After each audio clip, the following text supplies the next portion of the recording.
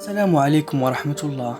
إذا كنت أول مرة تشاهد قناتنا، اضغط على سبسكرايب ودعمنا بلايك. البواسير هي أوردة بارزة ومنتفخة في فتحة الشرج وفي الجزء السفلي من المستقيم. أنواع البواسير: هناك 4 أنواع من البواسير، وهي البواسير الخارجية، البواسير الداخلية، البواسير الهابطة، والبواسير المختورة. ومن أعراض البواسير النزف الغير مؤلم أثناء عمل الأمعاء. أحيانا يمكن ملاحظة بعض الدم الأحمر في المرحاض، انتفاخ أو ورم، الألم أو الإحساس بعدم الراحة، الحك أو التهييج.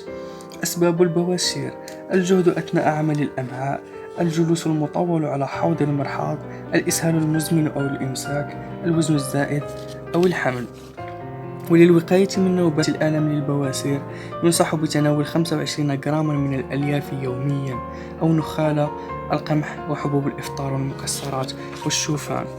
وهناك العديد من يعاني من البواسير ولم تنفع معه الأدوية الطبية والإرشادات، ويعتبر مرض البواسير من الأمراض الشائعة، فحتى سن 50 يصطدم نحو نصف البالغين بمشاكل الحكة والنزيف وعدم الراحة.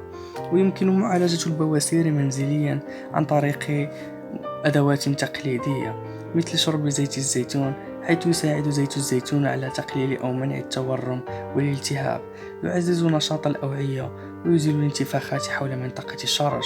ويمكن استخدام زيت الزيتون كدهان، حيث يجب دهن البواسير بعد كل حركة أمعاء أو 3 مرات في اليوم. إذا أعجبك الفيديو واستفدت، ادعمنا بلايك أو بتعليق. شكرا لك.